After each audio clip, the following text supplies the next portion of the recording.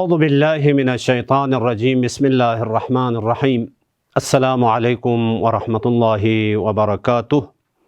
حدیث عشق دباب است کربلا و دمشق، یکی حسین رقم کردو دیگری زینب۔ حضرت زینب سلام اللہ علیہا کی ولادت باسعادت کی مناسبت سے آپ تمام عشاق اہل بیت علیہم السلام کی خدمت میں تبریک و تہنیت عرض کرتا ہوں۔ پھر اسی مناسبت سے حضرت زینب سلام اللہ علیہا کے فضائل میں سے ایک فضیلت یا دو فضیلت آپ کی خدمت میں پیش کرنے کی کوشش کروں گا۔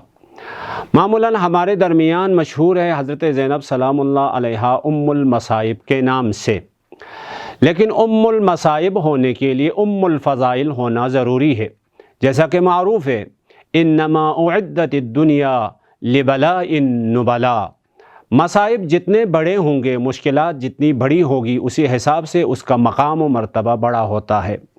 اس انسان کے مقام و مرتبے کے حساب سے، اس کی بلندیوں کے حساب سے خدا اس سے امتحان لیتا ہے اور آزمائش میں مبتلا کرتا ہے، اس سے بلائیں نازل کرتا ہے۔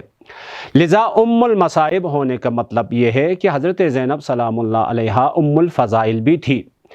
تو فضائل میں سے سب سے پہلی فضیلت جس کی بڑی اہمیت ہے، یعنی تمام انسانوں کی فضائل میں سے سب سے بلند ترین فضیلت علم و معرفت کی فضیلت ہے، عرفان اور آگاہی کی فضیلت ہے۔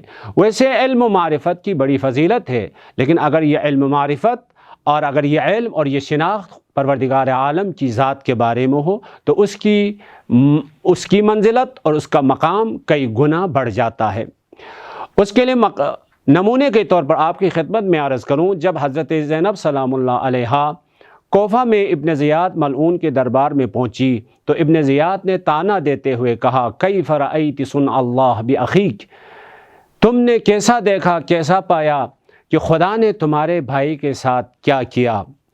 تو دیکھیے اتنے سارے مصائب اور مشکلات حضرت زینب سلام اللہ علیہا کے سامنے ہوتے ہوئے حضرت زینب سلام اللہ علیہا کا جو جواب ہے، جو جواب معرفت سے، عرفان سے بھرا ہوا ایک جواب ہے، الحمدللہ الذی، یعنی تمام حمد و ستائش اس ذات پروردگار عالم کے ساتھ مختص ہے، کرمنا بنبیہ وطہرنا من الرجس تطہیرا، جس نے اپنے پروردگار عالم کے معزز ترین اور مکرم ترین نبی کے ذریعے سے ہمیں عزت دی، ہمیں فضیلت دی، ہمیں مقام دیا، وطہرنا من الرجس تطہیرا، اور نجاست اور پلیدگیوں سے ہمیں پاک و منزہ رکھا۔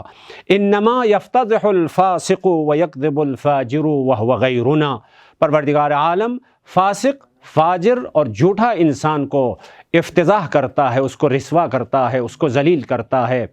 وہ کون ہے؟ وہ غیرنا، وہ ہمارا غیر ہے۔ ثقلت کا امک ابن مرجانا، یعنی ایسی بادشاہت کے سامنے، ایسی حکومت کے سامنے، ایسے ظالم و جابر حاکم کے سامنے اس طرح سے جواب دینا، یہ حضرت زینب سلام اللہ علیہا کے علم اور اس کی حکمت کی نشانی ہے۔ اسی لیے امام زین العابدین علیہ السلام فرماتے ہیں الحمدللہ انت عالمۃ غیر معلمۃ، پروردگار عالم کی حمد و ستائش، آپ عالمہ غیر معلمہ ہے۔ اس طرح سے آپ زینب کبریٰ سلام اللہ علیہا کے خطبوں کا مطالعہ کریں گے تو حضرت زینب سلام اللہ علیہ کے علم، اس کا عرفان، اس کی معرفت، اس کی شناخت اور اس کی آگاہی کا دریا آپ کو ملے گا۔ اس طرح سے آیات سے استدلال کرتی ہے اور احادیث سے استدلال کرتی ہے، بلکہ فقط استدلال نہیں، عالمانہ لب و لہجوں کو بھی تاریخ نے بیان کیا ہے۔ کس طرح سے گفتگو کی تو تاریخ میں یہ جملہ ہمیں ملتا ہے كأنها تفرغ عن لسان ابیها امیر المؤمنین، اس طرح سے بیان کرتی تھی، اس طرح سے خطبہ دیتی تھی، اس طرح سے تقریر کرتی تھی کہ 60 ہجری کے بعد 61 ہجری میں حضرت امیر علیہ السلام کے لہجے میں مولا امیر کے لہجے میں پھر سے زینب کبریٰ نے گفتگو کرنا شروع کیا۔ حضرت زینب سلام اللہ علیہا کی علم و حکمت اور اس کی دانش اور دور اندیشی کا نتیجہ ہی تھا کہ کربلا حسین کے بعد باقی رہی۔ حضرت زینب علیہ السلام کی معرفت کا نتیجہ اور علم و حکمت اور دانش اور دور اندیشی کا نتیجہ تھا کہ ہدایت کا یہ چراغ ابھی بھی جلتا ہے اور جلتا رہے گا۔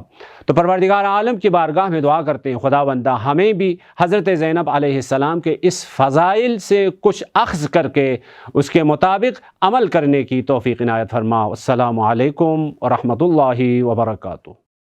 اللهم صل على محمد وآل محمد اللهم صل على